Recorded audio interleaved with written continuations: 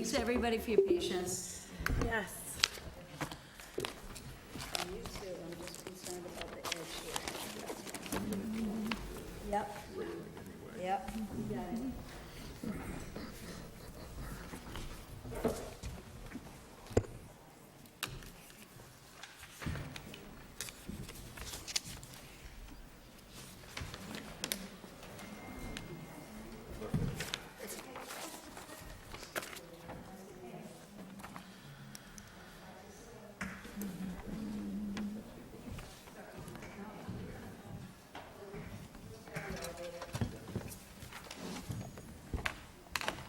Okay, so moving along in the select board meeting, we have no public comments. We do have a community organization, the Greater Worcester Community Foundation. Is there someone here for that license? Yes, I am. Wonderful. This is Heather Smith. Okay, could you tell us a little bit about the event? Yeah, the event is a nonprofit. The Greater Worcester Community Foundation is a nonprofit organization that is planning to host an arts event for other nonprofit arts programs and community members in Auburn. Sorry, feedback is really, really bad, so I'm trying to. Sorry. And we are doing this on October 17th. We are also providing food and alcohol and a dance performance, all nonprofit businesses. So that is what we're doing. I Thank hope you. that's good. Do board members have any questions? Is there a motion? Yeah, I make a motion that we approve the license, provided that all applicable requirements of the state and town and any of its departments, boards, and commissions have been fulfilled. Said license is subject to all the conditions stated upon it. Failure to comply with any and all the conditions shall invalidate the license and render it null and void, and with the condition of the DCG to be placed on the license. Second. All those in favor? Aye. Aye. Opposed? The chair is a yes as well. Thank you so much. Okay, thank you. Thank you very much. Okay, bye. Bye. Next, we have a public hearing for Central Mass Auto Glass. Is there a motion to open the hearing? So moved? Second. All those in favor? Aye. Opposed? The chair is a yes as well. Is there someone on the call? Oh, great, if you'd like to come up. Hi. Did you want to tell us a little bit about your application? So we are applying for a repair license to perform glass repairs on vehicles. We'll be utilizing the same facility that we work out of, Lundgren Collision, a kiosk that we have set off to the side, but this is so we can process glass claims along with collision repair claims. Okay. Are there members of the public that have any questions? Do board members have any questions? Is there a motion to close the hearing? So moved? Second. All those in favor? Aye. Opposed? The chair is a yes as well. Is there a motion on the license? Yeah, I make a motion that we approve the license, provided that all applicable requirements of the state and town and any of its departments, boards, and commissions have been fulfilled. Said license is subject to all the conditions stated upon it. Failure to comply with any and all conditions shall invalidate the license and render it null and void, and with the conditions of the DCG to be placed on the license. Second. All those in favor? Aye. Opposed? The chair is a yes as well. Thank you so Thank you. much. Thank you. Have a good night. So our second public hearing is the Century Sportsman's Club annual Haunted Hayride and Spooky Walk. Is there someone here from the Century? Would you like to come up? Is there a motion to open the hearing? So moved? Second. All those in favor? Aye. Opposed? The chair is a yes as well. Would you like to tell us a little bit about it? Sure. This will be our 25th year. So over at the Century Sportsman's Club, we have a haunted hayride and a spooky walk. It's open 10 evenings the last weekend in September and the first 4 weekends in October, Fridays and Saturdays, from approximately 7 p.m. till around 10:30 at night. And it's open to the public. And again, this is our 25th year, so Wonderful. Are there, changed on our side. oh, great. Thank you. Sorry, I cut you off. Are there anybody in the public that have comments or questions? Do board members have any comments or questions? Yeah. Is there anything exciting and new for the 25th year, or? It's different every year. Nothing special for our 25th anniversary, but, But always new and exciting. yeah, and changes every year. So there'll definitely be some new things there. Thank you. And I had a question. I was looking at the map of the haunted hayride and all the different locations that the people can see. Can you tell me about the tunnel? Sure. So in the past, we had a covered tunnel that we would, try to pump fog into with fog machines and everything. It is no longer covered. There was some feedback from fire. They were concerned about the covering. So it's really just walls. It's still referred to as the tunnel, but it's open top. There is also, the town has asked, public safety has asked that we put emergency lighting and exit signs in the tunnel. So there's exit signs at either end and one outlet in the middle. But again, people are on a hay wagon that's being pulled by a vehicle, so nobody's walking or anything through that area. So they're fairly well contained. And, we've never had an issue with anything. Okay, great. Thank you. Sure. Are there any other questions? Is there a motion to close the hearing? So moved. Second. All those in favor? Aye. Opposed? The chair is a yes as well.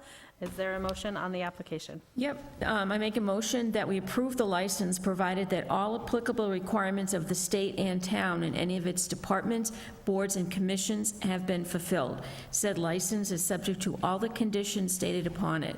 Failure to comply with any and all conditions shall invalidate the license and render it null and void, and with the conditions of the DCG to be placed on the license. Second. All those in favor? Aye. Aye. Opposed? The chair is a yes as well. Thank you so much. Thank you. Thank you. Our third is a hearing for Fiesta Shows. Is there someone in the audience or on the call?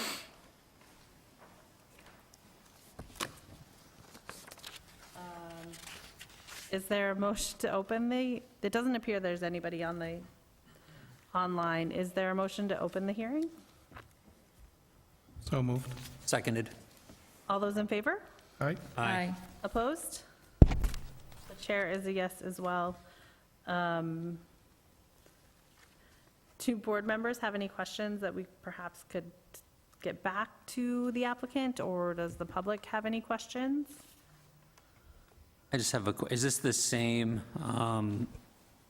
business that ran the carnival earlier this year, or it is the same? It's the same. Okay. Can I, since the chief is here, if you don't mind, through you to the chair, through the chair to the chief, if that's possible, if there were any concerns with the carnival when it operated about a month ago that you're aware of? There were no concerns. We had a great operation plan. They were very cooperative with public safety and the police department. They were very compliant with the amount of officers and details that we wanted at that location. Their plan was executed well with the security personnel, and it really went flawlessly. We made 2 arrests during that whole operation down there, and it had essentially nothing to do with Fiesta Show, so it was very well executed. Thank you. Are there any other questions? Madam Chair, before the board is going to consider taking any action on this item, it was brought to my attention that the DCG provided a list of conditions that needed to be met before a permit could be approved. The applicant has been reminded twice that they need to file a special permit and record it at the Worcester Registry of Deeds. They have not done so yet, but we will hold them. This is one of the conditions that was placed upon the approval, as recommended by the DCG. So until such time that is done, we would not issue a permit. There is a requirement that they are here.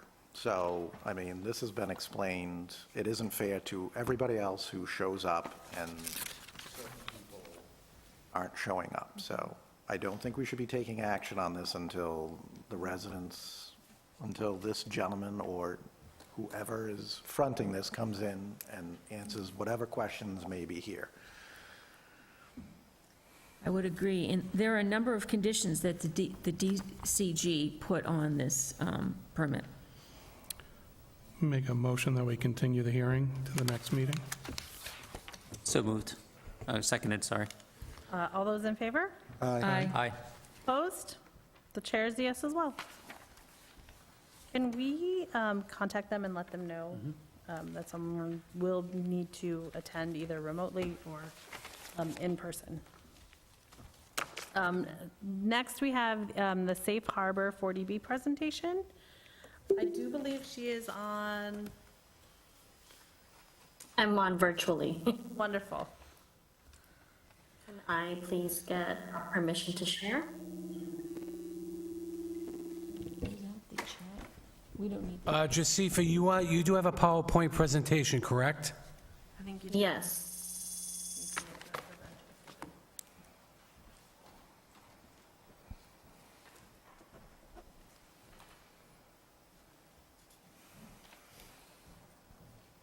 You have been made the presenter, so if you want to start your PowerPoint presentation.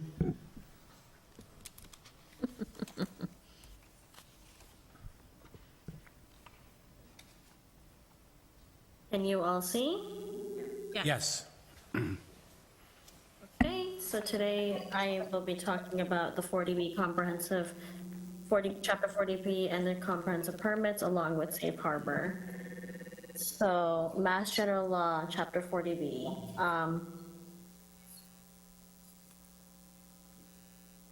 Every municipality in Massachusetts must obtain at least a 10% of its housing stock to go to an affordable or regarded as deed restricted. And this will be for 80% or this is 80% less the AMI. Chapter 40B provides opportunity for developers to bypass this 40%.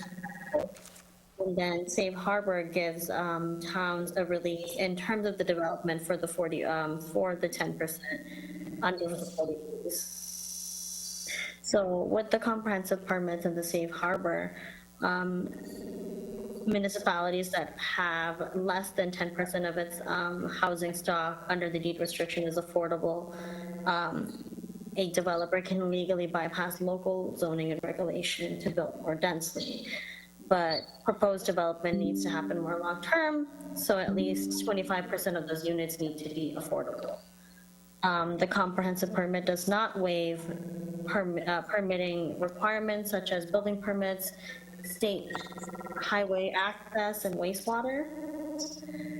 Authorities can deny a developer in a comprehensive permit by claiming it Safe Harbor if they have an approved housing production plan, which Auburn is going towards, and I think we do have an approved housing production plan, and increase the affordability housing stock by at least 0.5% in the town's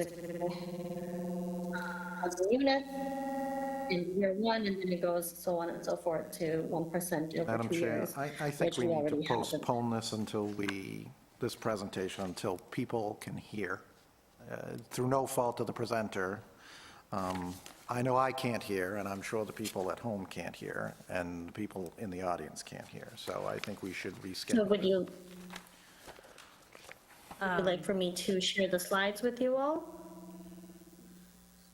So we do have the slides. We're just having a bit of a hard time hearing you. Yeah, I realize that. Should I stop? Kind of the theme of the day, I think. So Jasifa, the board has requested that we postpone this presentation probably till the next meeting, when we can hopefully work out some of these audio issues. And it may be advisable if you could actually be present, so we don't have to encounter some of these difficulties that we seem to be having tonight. So we'll give you a call and try to coordinate that for the next meeting. Will that work for you? Yep. Yeah, that works. Sounds good. Okay, no problem. Thank you so much. Thank you. Before we move on to the next topic, can I just ask that when the presentation is delivered, that we have an answer to the question at that time whether we qualify for safe harbor? Thank you. Yeah, If board members or later. review the presentation and have any specific questions for her, her email address is listed. We can get her a list of what our questions are in advance, so she can prepare for those as well.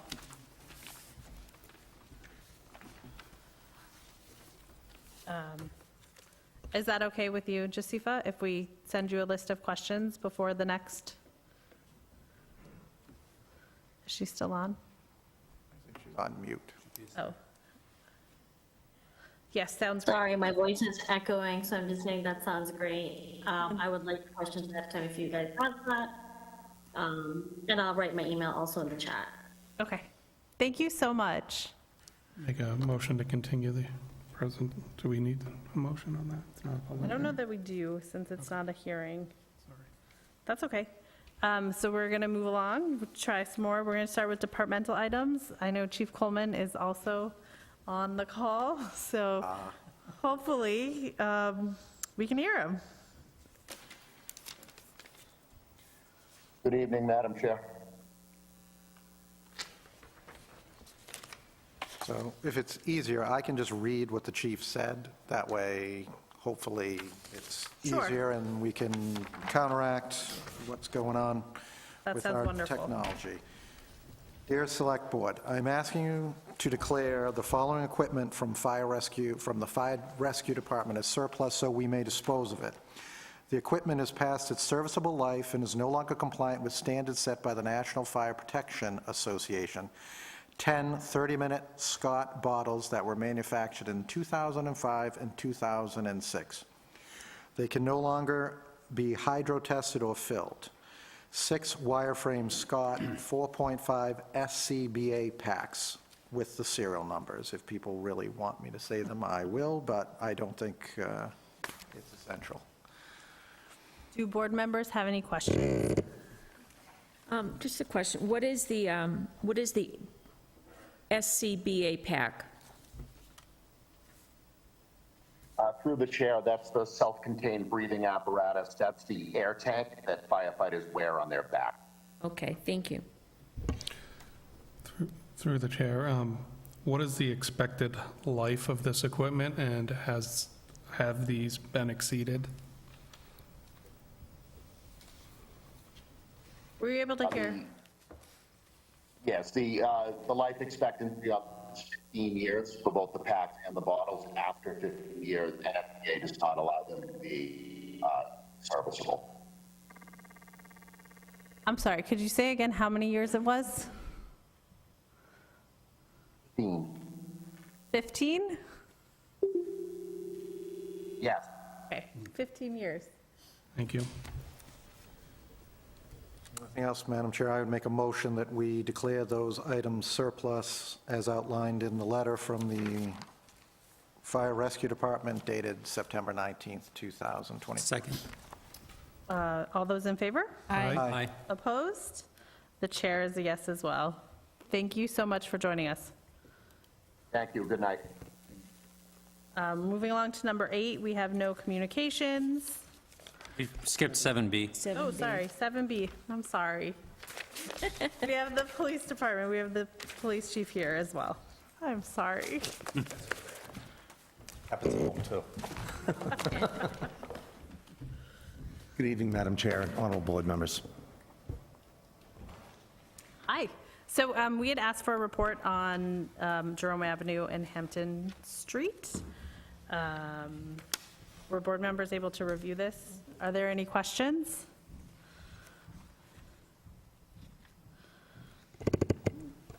Madam Chair, if I may? No questions specifically. I just want to thank the chief and his staff for a very comprehensive report.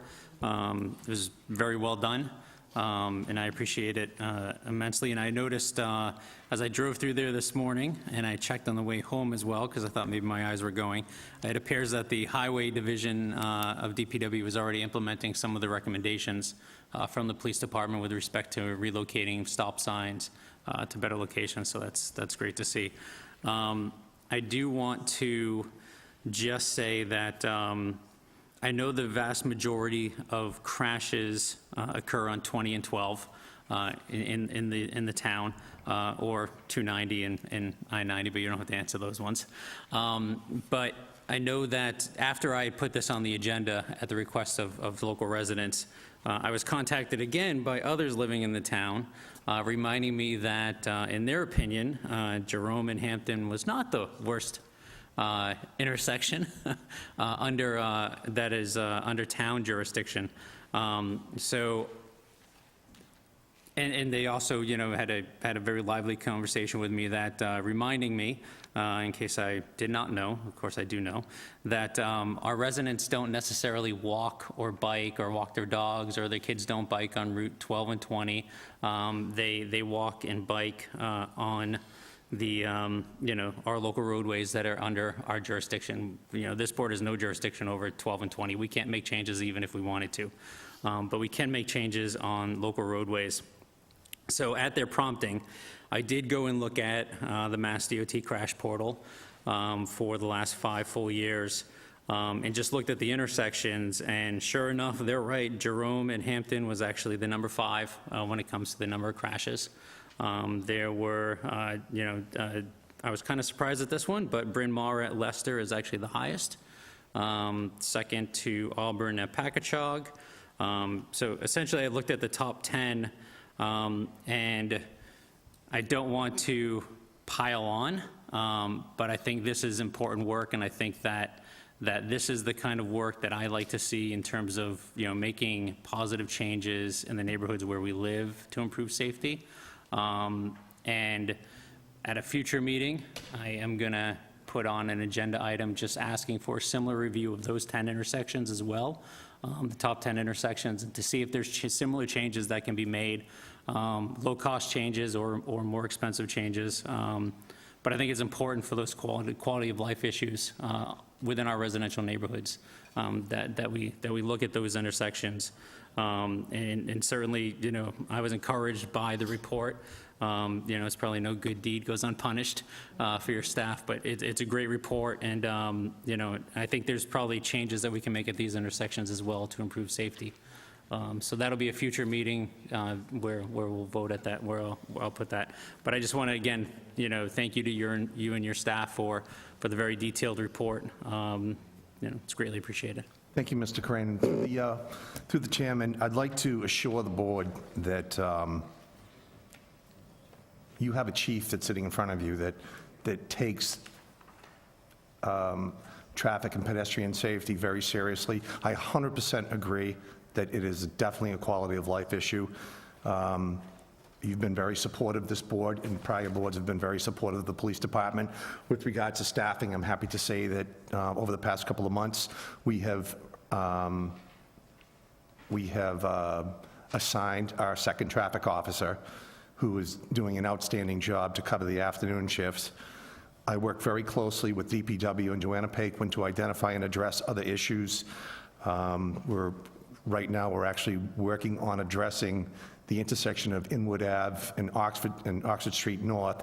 There was a homeowner down there that was concerned, and some of it was a little bit sensationalized, and I don't mean to disparage the person that reported it, because she was very, very helpful.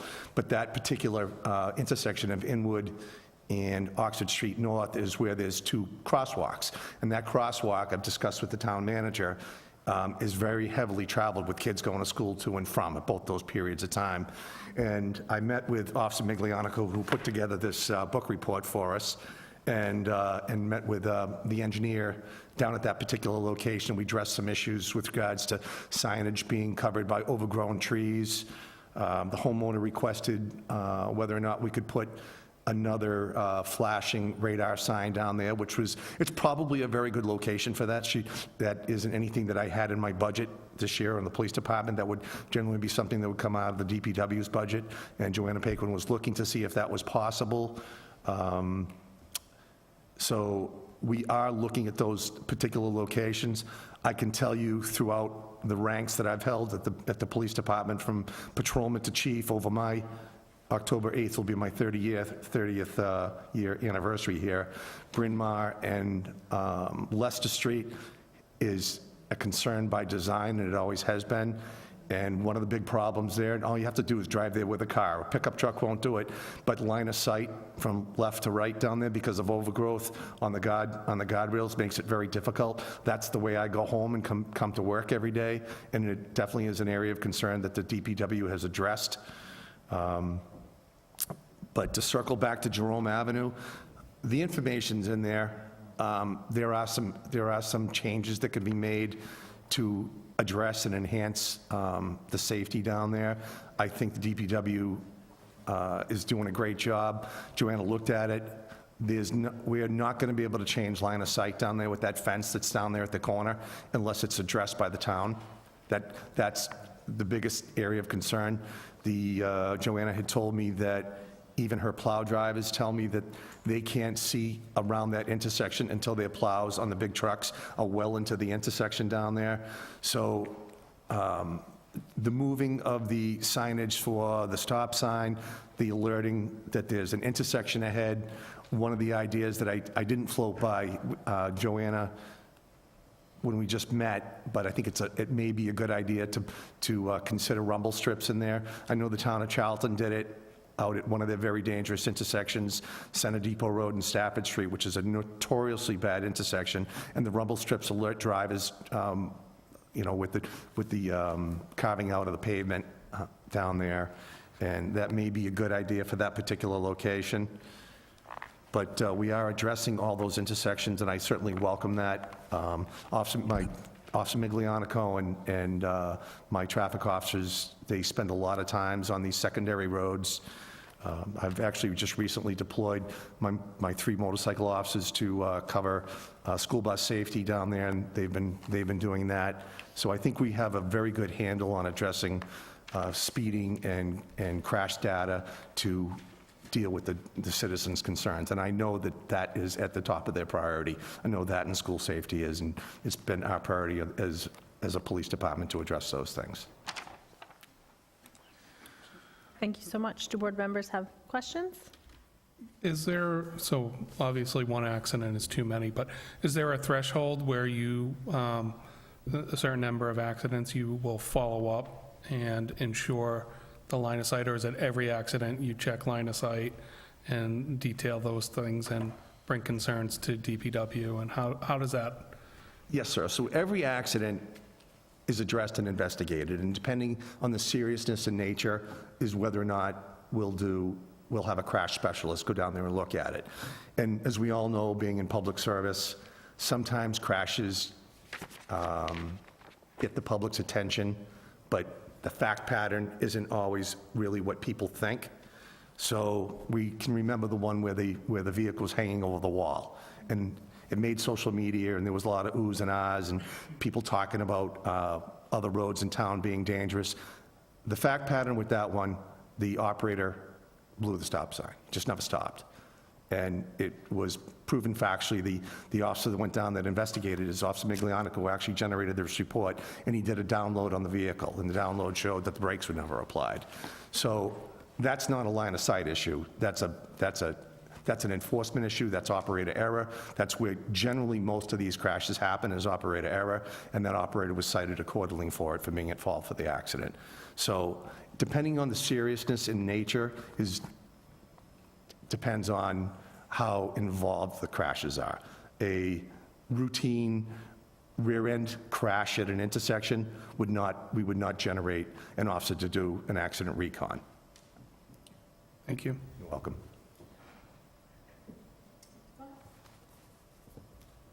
Less of a question, more of a reminder. In my motion last meeting, we were going to have a public hearing on this. So it sounds like Mr. Crane has some data for us, and perhaps we should coordinate before we schedule that once we get this list, and if any other members have concerns, then we can forward it to the chief, and then we could have a presentation at that meeting. Sure, and I'd welcome that data ahead of time to take a look at it and have my guys, a few of them that that have been to countless schools on these things to do the analysis and print the algebra that's on some of these reports, to take a look at it so I can come back with some comprehensive answers for you. But I wanted to address the board and the town that we don't take this lightly, and it's an issue that we deal with on a daily basis. Through the chair, I just want to, the DPW director is online with us. I just want to offer her any opportunity she wants to make any remarks or comments.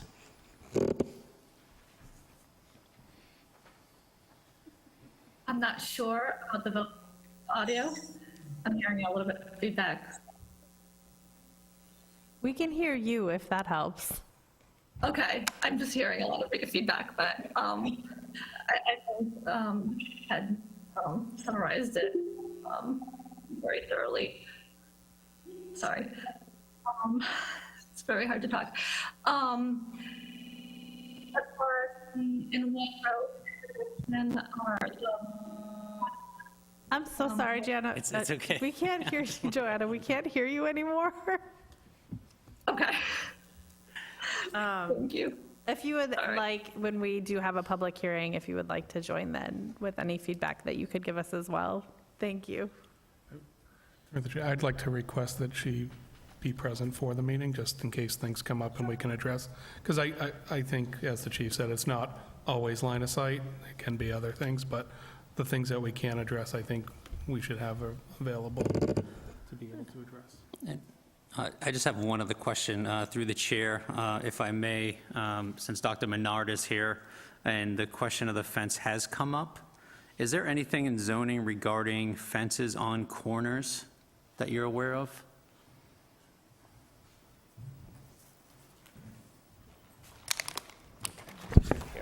No, there's nothing specific on fencing, and for a building permit, it has to be more than 7 feet, and that fence is below 7 feet, so that's why there was no permit required at that point, but we're looking into it. Thank you.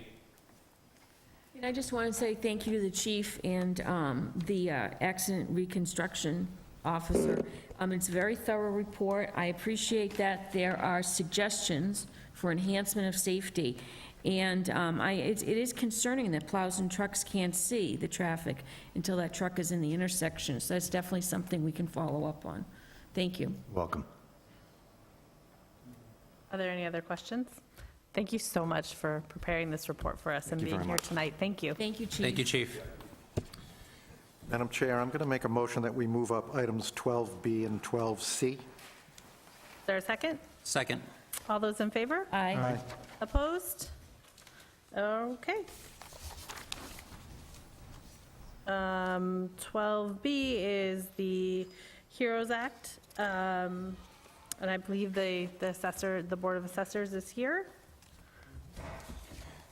Madam Chair, if I may, in response to 12B, I know Dory has worked extensively with the Assessor's Office in combing through that legislation to determine the eligibility of the individuals that we service on an annual basis through statutory exemptions and other clauses that may offer some relief to our veterans. So if I may, I'd like to turn it over to Assistant Town Manager Dory Vecchio, who can give you a summary of her review and how that impacts currently the veterans that we are addressing through the Assessor's Office. Thank you.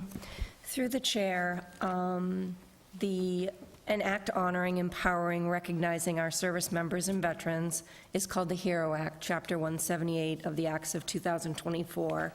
Governor Healy signed it into effect on August 8th, and when you review the fact sheet that was attached in your packet, there's really only one large area that affects the town of Auburn as it relates to our day-to-day business, which is the tax exemptions. I have spoken to the assessor's office quite a bit. They've done some research, as did I. There is one area that includes the motor vehicle excise tax, and then there's also two options that are for, let me see. Sorry about that. motor vehicle excise tax, and property tax exemptions. So one of the property tax exemptions, Clause 22J, which is one that is brought up in this act, we already have at 100%. So it doesn't look like we need to make any changes in that particular exemption. On the other hand, Clause 22I, and I think the assessor's office can also add to this, that one would have to go to town meeting, and what that does is it adds a COLA based on, the CPI each year. So if a veteran falls within a certain, and actually Lisa can explain it better, but each of the exemptions has a requirement. If they fall within that requirement, they get a percentage off based on the CPI. That one would have to go to town meeting. There's one other, which is the motor vehicle excise tax. That actually is going to take effect no matter what. We don't have to take a vote on that. That takes effect in July of 2025. I have to tell you, there is an option to bring that back to July of 2024. I did mention it to the town manager. We can look into that a little bit more if you'd like and see what's necessary, if that's just a Board of Selectmen vote. I don't believe it has to go to town meeting. So that's the basics of the exemptions, and I think Lisa and Seth could probably, if there's anything else that I missed, or if you want to add anything. No, Dory said it pretty well. I don't know if we just want to open it up for questions, but it is being relatively new. We are running it through the assessor world, if you will.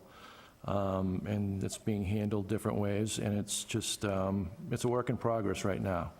But in Auburn, as Dory mentioned, the 22J, which is the real estate exemption, we already have an exemption very similar to that, or essentially the same, that gives a maximum amount. And the 22I, just to reiterate, is kind of the same thing, only we would build a COLA on top of it every year. So that's pretty much it. I don't know if there's other questions, thoughts, concerns. Do board members have questions? So, I do. The manager, when I suggested we adopt it, said this was possibly going to town meeting for the fall special town meeting. Is that the case, or are we pushing this off till May? This could actually go through the May town meeting. It has to be done by July 1st, though. So either one is fine, but, the May would probably give us plenty of time. For me, I think that the 22I is important. I think the COLA, similar to the seniors, is something that, frankly, every exemption should have, because, frankly, the whole amount, whether it's the whole asset, estate, or it's income-based, I mean, their numbers are so totally out of whack with what is poverty in the country is disturbing. So anything we can do to improve that for all classes of exemptions would be great. But so I would make a motion that should the assessors come up with something for the annual town meeting, that we co-sponsor the article as a board. I'll second that. All those in favor? Aye. Mr. Chambers? I had more. Oh, I'm sorry. I apologize. No. So, because I'm not as up to speed as you guys, but you said it's very similar to what we already have. What are the differences, and would adopting this be better to replace what we have, and what benefits or other items related to that? So again, adopting this may be worse or may be better. You said similar, not the same. I think it's essentially the same. I'm sorry, I was probably just using the words interchangeably. It's essentially the same, the 22. So it's J. the same as, like, the dollar amounts are the same, the max limits are? Correct. We have a bunch on the 22 on the veterans, and there's a range that starts and it goes up to, by local, option that was adopted years ago, it can double. So that's essentially like the same thing for it's probably targeting towns that don't have the local option that was adopted many years ago that could escalate up to, we have a list of all the exemptions if you care to take a look at them.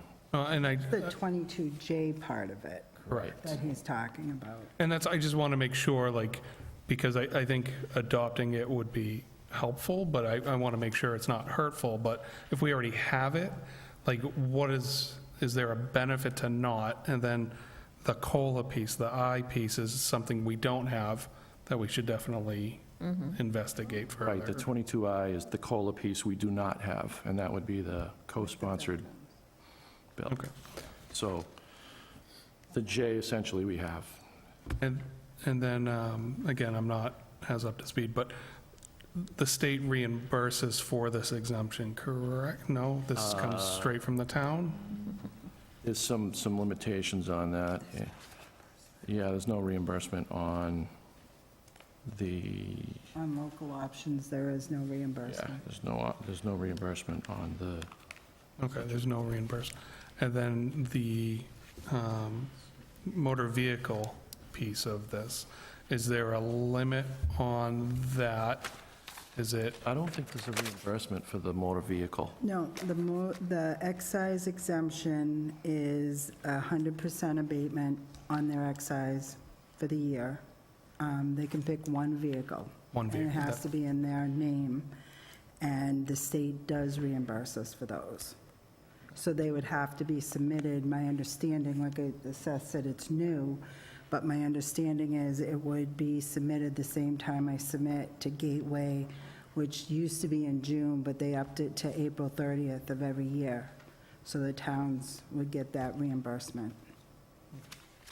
So I included the sheet. So what we're talking about for the 22 classes, we're talking about, by doing this, we're talking about currently, for 22, there are 88 people, $65,000. For 22C, we're talking about 2,600 in round numbers. 22D, just shy of 69. 22E is 70, say 71,000. By adopting the COLA, you're keeping that exemption in line as our taxes go up every single year, as we all know. So we're talking about small dollars here, but to the veteran or to the user, this is not a huge ask of anybody. I'm certainly in support of that, and I just, again, when he said similar, I just want to make sure, when we're looking at it, that there isn't unintended consequences. And then, again, the HEROES Act is new, and I'm assuming things will evolve with it as well. So if we don't adopt that piece of it, do we fall behind in other areas? Right, so 22J, that wasn't my motion, just 22I for the COLA.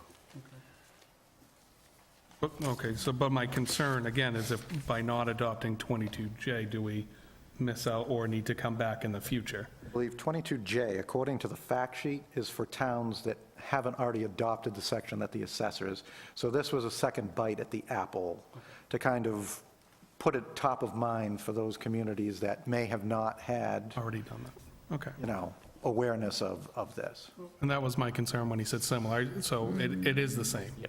Okay, it is the same, so the I would be the COLA, which I am in favor of, sorry. We can move forward with that motion. Okay, and I have a question too, just to Dory.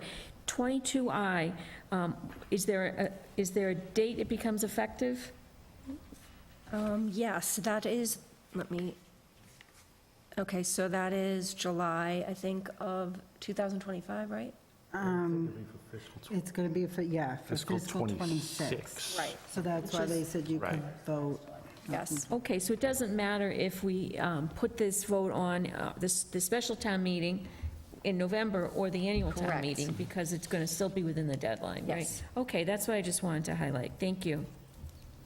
Are there any other questions? So there's a motion and a second on co-sponsoring this. All those in favor? Aye. Opposed? The chair is yes as well. Thank you so much. Thank you. And we're moving to 12C, right? It was 12B and 12C that you wanted Yes, to move up? so Okay, this here's is a the 12C. small commercial. Sure. So the small commercial, which we know we adopt, is very restrictive at the state level. This would be seeking to pursue, and this would be on the tax levy, and it would be on industrial classes would, even though they don't benefit from it, that would be, so the residential class would not be affected by this, but the business classes would be, or the commercial and industrial classes would be. Essentially, what I would like to see us pursue in this, and obviously I am open to board member ideas. Currently, the state law says everybody in a strip mall has to meet a very limited $1 million. I would like to see us seek a local option with that change to 50%. Representative Frost and several others actually sponsored similar language to the budget this fiscal year. The other thing that I would like to see us do as a community would be to expand the top amount from 1 to 5 million. So those would be the major changes. It would have to go to town meeting and then to the legislature. So obviously, this would not happen until the annual meeting. Board members have questions? Yeah, can you provide us some information on these two? I also have, like, what would Yeah. be the impact to the business and industry class? And what would be the impact to the town in these?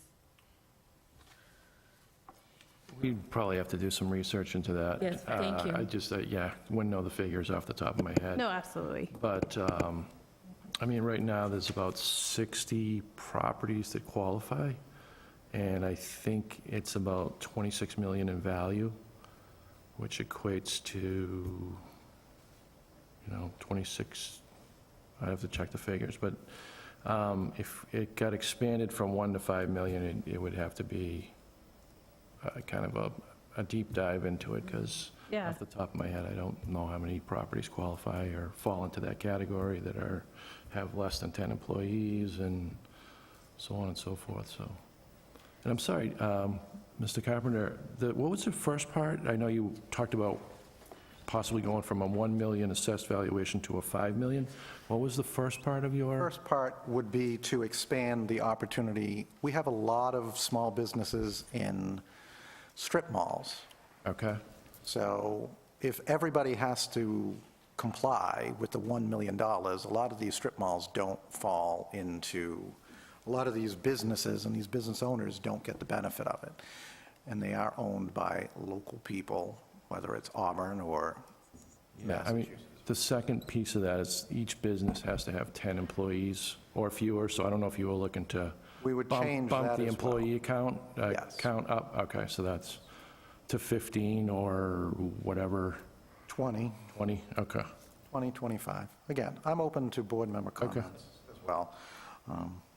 But as we look at how we're going to help small businesses, true small businesses in town, going to a single tax rate is not going to help them to the extent that this will help them. This is a much better targeted approach than trying to go to a single tax rate. So to me, this is a win-win for the town. We're encouraging small businesses, and we're showing the small businesses that we do appreciate them. Questions? Yeah, question. Do we need to have town meeting involved? Can we reach out to our legislators and ask them to support this, I beg your pardon, hold on a second. Yeah, what do we need to ask our state delegation for? Sponsor the legislation. All right, but we don't need town meeting to do that. No, we do. We do need Yeah, town meeting? yeah, so town meeting will have to pass an enabling legislation requesting the legislature to exempt Auburn from the normal state law and allow us to provide these extra benefits in terms of the 50% instead of 100% and have to meet the $1 million, increase the $1 million to $5 million. So that would be a special package for Auburn that the legislature would have to pass and the governor would have to sign. All right. But that has to come from town meeting. So I have a question on the number of employees and how that relates to their tax bill. So if they have fewer employees, they are truly smaller, or? 'cause The that- state has, this is in the state legislation, that's why I think it's unnecessarily burdensome, and it would be better to, first of all, when this was passed in 2000, $1 million for a business probably was okay for a small business, but we're now in 2024, and, well, times have changed. So, to me, we're looking at, if I'm reading the sheet, $53,000 is essentially what we're writing off through this, which is wonderful, but we have a lot of businesses that we want to keep in town, and I think that we can also encourage those people who want to start a business to start in Auburn if we can make rents a little easier and make those small property owners have a little more breathing room when it comes to paying the taxes that they would need to pay. So that's why I say it's a more targeted approach. So this would also, and maybe, again, I'd like to make sure that it's for those that are in the triple net, because I want the tax savings to go directly to those people, not, hey, I've got 10 places in the strip mall, and if I get 2 more small businesses, then I can get a bigger exemption, so. When you say you want to go to, you mean the tenant? Yes. Currently, it goes to the property owner. I don't know if we could do that, but certainly it might be more work. Yeah, I mean, I think that's probably a question for town council in terms of, can we actually tailor our taxes to insist that the landlord pass it on to the tenant?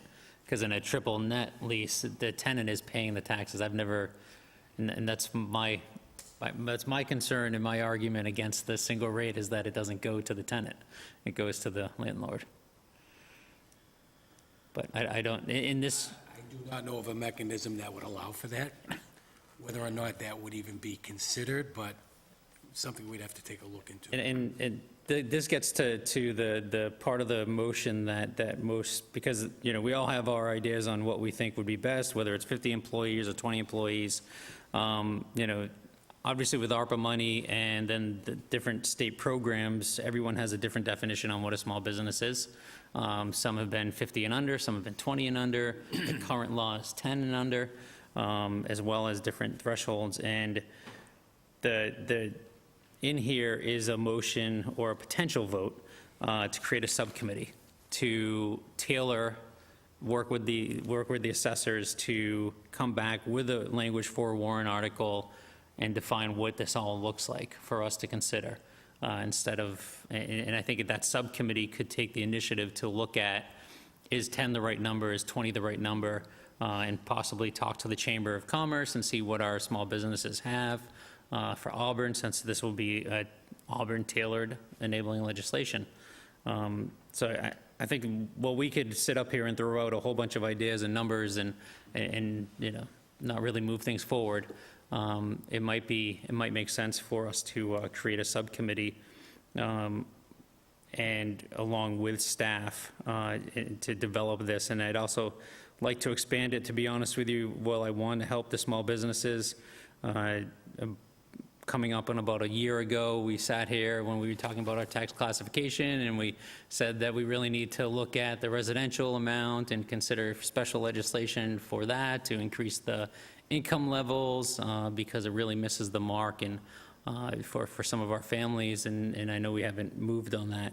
So I'd like to actually, if we're going to create a subcommittee, I'd like the subcommittee to actually look at all of the tax exemptions and see where we can go to the state, either take advantage of current programs to benefit our residents and what that looks like, or what it would take to go to enabling legislation to get certain approvals. Yes, and I'm not wedded to any of those numbers. I just put them as a starting point. Obviously, I would listen to the wisdom of the board, or I'm happy to make a motion that we create a subcommittee of the board to look at this and other tax issues I'll second that. with at least 2 members. All those in favor? Aye. Aye. Opposed? The chair is yes as well. Is there potential members that would like to be a part of that subcommittee? Well, I guess I should volunteer since I... I'm also interested as well. Okay. So is there anyone else? I would like to be Okay. involved, yep. Can we have 3 members? Oh, is that a quorum? Yeah, I was gonna, no. So I was gonna say, is there a way as part of that we can have it listed on the agenda and come back and talk about progress? Because I definitely want to be aware of what's going on, but I don't need to be in every meeting. And I certainly have an interest in this, and I think I've mentioned before, if we can get tax dollars, savings for those small businesses, then that is definitely going to help the community, so. And if there are questions, just like as the chair has said, just send them through Sharon, and we can certainly work through them that way as well. Yes. So can we have 3 board members be on the subcommittee? Not on the subcommittee. Okay, all right. So is there a motion? Yep, I'll Make a motion that we appoint myself and Mr. Corain to the tax subcommittee. second. All those in favor? Aye. Aye. Opposed? The chair is a yes as well. Thank you so much, staff, in the assessor's office. Have a great evening. Thank you, and thanks for waiting to get Yes. through all the opening events. So we are moving back to select board general items, number 9. We have no proclamations or recognitions. We do have a gift acceptance. Is there a motion? And make a motion that we accept a donation from Fran Banfield to the library at the discretion of the library director in the amount of $20. Is there a second? Second. All those in favor? Aye. Opposed? The chair is a yes as well. Moving along to number 10, town manager items. Madam Chair, thank you. I was expecting the superintendent to join us tonight. She said she was going to participate in this item, but apparently something came up. But as I understand it, after having discussions with the superintendent, the school district was informed of a student transferring from the state of Rhode Island with some significant special needs. And so as a result of that, as a result of that student coming into our district, there needs to be an outside placement of that student at a cost approaching $300,000 per year that was not expected. They inquired through the state as to whether or not there was a recoup from the state of Rhode Island, and they were told there was not. 100% of that cost has to be borne through the district. As a result of that, the school committee took a vote last Wednesday to authorize and approve the use of the SPED reserve account, which has close to $600,000 in it. We're allowed to set aside 2% of net school spending as a cap that is legislatively approved. We're right up against the cap. We have a full 2% value in there. They're looking to use as an offset for this year $84,270. As I understand it, this student, I believe, is either in 10th or 11th grade, so we have an obligation to educate that student even beyond the 12th grade. I think it's 22 or 23 years old, potentially, if the individual is in need of post-grad educational needs. The school committee did approve it. I did get a confirmation from the superintendent. The SPED law reserve requires not only a vote of the school committee, but a vote of the board as well. So the superintendent is asking that this board consider this vote tonight. Do board members have questions? I did watch the meeting. It is an 11th grader, and this is for 90 days. That's all that this amount is for, so they may be coming back to us, depending on if the student, something changes with the student. Not that it has bearing on that, but is the student in our school district, or they'll be going to school elsewhere? It's an outside. Outside. Still within the state of Massachusetts, or, because you said they were coming from Rhode Island, they'll be going to school in Massachusetts? As far as I understand, yes. Okay. Is there a motion? Make a motion that we transfer, that we approve the transfer from the sped stabilization transfer fund of $84,270. Second. All those in favor? Aye. Aye. Opposed? The chair is a yes as well. We have no tabled items. We do have one more member item, 12A, and that is the vote to, for a subcommittee to review the process and policies and applications of the board to establish amendments for a liquor license for a business that wants to serve alcohol beverages outside. I think at the prior meeting, both Mr. Chambers and I agreed to be on that subcommittee, and we just needed to have a vote scheduled in our meeting. So do board members have any questions? Make a motion that we appoint Ms. Ruffley and Mr. Chambers to the subcommittee to look at the alcohol beverages subcommittee. Second. All those in favor? Aye. Opposed? The chair is a yes as well. So we can, my understanding is that we can just email the draft from policies to the board for a vote. Moving along to number 13, we have no public comments for our second session of public comments. We have no meeting minutes included in our packets. We would just need a motion to adjourn. So moved. Seconded. All those in favor? Aye. Opposed? The chair is a yes as well. We are adjourned.